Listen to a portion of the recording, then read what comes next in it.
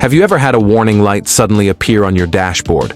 Maybe the check engine light, a strange electrical alert, or your car starts idling roughly, and immediately thought, great, now I have to go to the mechanic?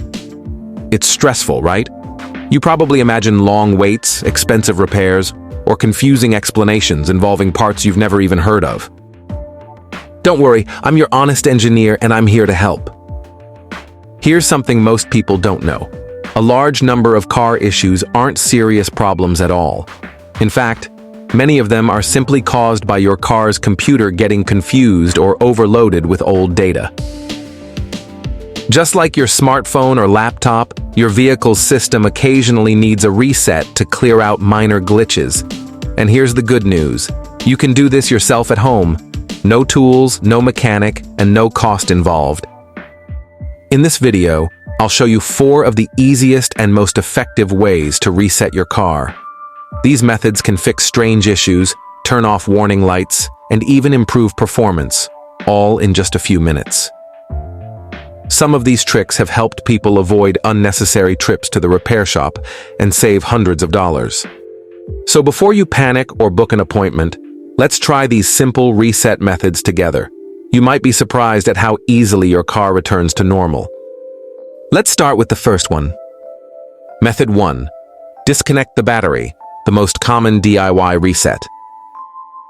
This is one of the most popular ways to reset your car's computer system. It's simple, reliable, and doesn't require any special skills. When you disconnect the battery, it cuts off all power to the vehicle's electronics. That means the engine control unit, ECU, which is like your car's brain, loses all the temporary memory it has stored, including error codes and strange sensor data. To do this safely, make sure your car is completely turned off. Open the hood and locate the battery, usually a black or rectangular box with 2 cables attached to it. You'll need a wrench or a socket tool to loosen the terminals. Always start by removing the negative cable first. This is usually marked with a minus sign or black color. Once that's off, remove the positive cable as well. Now wait for at least 15 to 20 minutes. During this time, the system will fully drain any leftover energy stored in small electrical components, like capacitors. If you want to speed up the process, you can press the brake pedal for 10 seconds, or even honk the horn. This helps discharge any remaining electricity. Once enough time has passed, reconnect the battery, but this time, connect the positive terminal first, then the negative. Tighten both ends securely. When you start your car, it might take a moment to adjust, but in many cases, the dashboard lights will be gone, and your vehicle will run smoother. Keep in mind, this method may reset your clock, radio settings, or seat memory, but it's worth it if it clears up a bigger issue. It's like giving your car a fresh start. Method 2. The ignition key trick. Fastest reset without tools. This is one of the easiest reset techniques, and it's perfect for beginners. It doesn't require you to touch the battery, open the hood, or use any tools. It simply takes advantage of your car's built-in startup process to send a reset signal to the computer. Here's how it works. Sit in the driver's seat and insert your key into the ignition, but don't start the engine. Turn the key to the on position. This is usually the second click, just before the engine cranks. At this point, you'll see the dashboard lights turn on, but the engine stays off. Leave the key in this position for about 10 seconds. Then, turn the key back to the off position and wait a few seconds. Repeat this process 3 times in total. On for 10 seconds, then off. After the 3rd cycle, remove the key completely. Wait a few more seconds, then start the car normally. This sequence can sometimes clear soft codes. These are minor errors that happen when a sensor briefly malfunctions or sends unusual data. It's especially useful for clearing warning lights that remain on even after a small issue has been fixed.